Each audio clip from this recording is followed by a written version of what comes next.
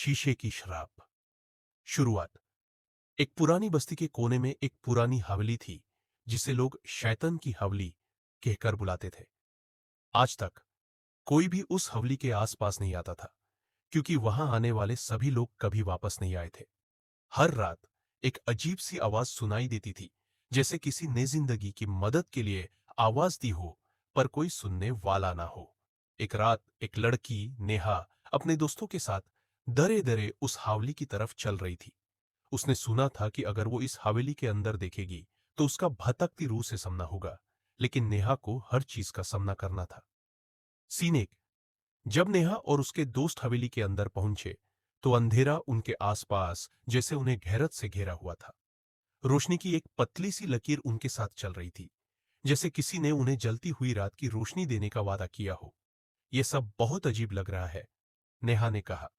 डर के आगे जीत है, नेहा के दोस्त राहुल ने जवाब दिया। उन्होंने अंदर जाने का फैसला किया और वहां एक पुराना दरवाजा देखा जो धीरे से खुल गया। उनके सामने एक कमरा था जिसमें पुरानी झालियों और एक बड़े से शीशे की रोशनी थी।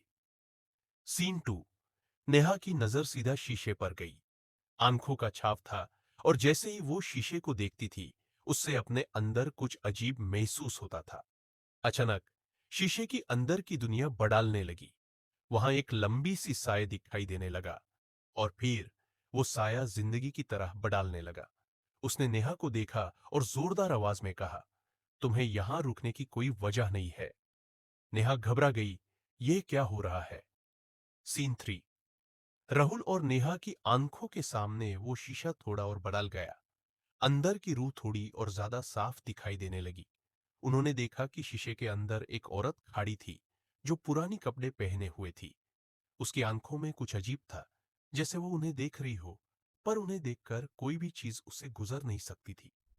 राहुल ने कहा, नेहा, ये बस तुम्हारा दिमाग का खेल है। लेकिन नेहा ने देख लिया, वो रूह उनकी तरफ बढ़ रही थी। और फिर एक आवाज सुनाई दी, मैं तुम्हें अपने साथ ले जा रही हूं। सीन चार। नेहा के घबराहट को देखते हुए राहुल ने शीशे को तोड़ने की कोशिश की, लेकिन जैसे ही उन्होंने हाथ रखा, शीशा उन्हें अपनी जान से भी ज्यादा खींचने लगा।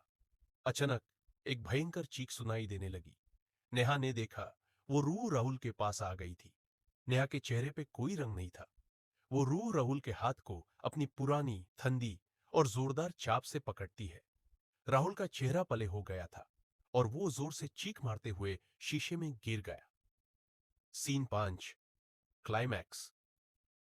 नेहा की आंखों से आंसू बह रहे थे।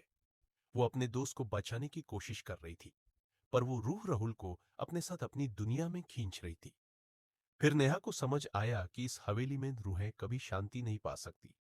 वो अपने आसपास देखती है और सोचती है, मैं यहां कभी वापस नहीं आ सकती। नेहा ने अपने दिमाग में ठान लिया कि वो राहुल को बचाएगी। उसने अपने हाथ को शीशे पर रखा और पुरानी रूह से कहा, मैं तुम्हें जीतने नहीं दूंगी। तुम्हारे जैसे रूह को मैं कभी जीतने नहीं दूंगी। जैसे ही नेहा ने यह कहा, एक खौफनाक आवाज हुई और वो रूह राहुल को छोड़कर गायब हो गई। राहुल वापस अपने होश में आ गया, लेकिन वो समझ गया था कि अब वो कभी इस हवेली के अंदर नहीं जाएगा। अंत। नेहा और राहुल वहां से भाग निकालते हैं, लेकिन उन्हें पता चल गया कि उन्होंने जो देखा था वो बस एक पुरानी कहानी का हिस्सा था। शीशा अब तक उन्हें घूर रहा था, जैसे वो कभी भी उन्हें अपनी दुनिया में खींच सकता हो। नेहा के चेहरे पर एक खौफ था, लेकिन उसने सोचा, क्या हमें कभी शांति मिलेगी या ये रूह हमेशा हमारे साथ रहेगी? अंतिम लाइन। आप क्या समझते हैं? क्या वो रूह कभी जाने देंगी?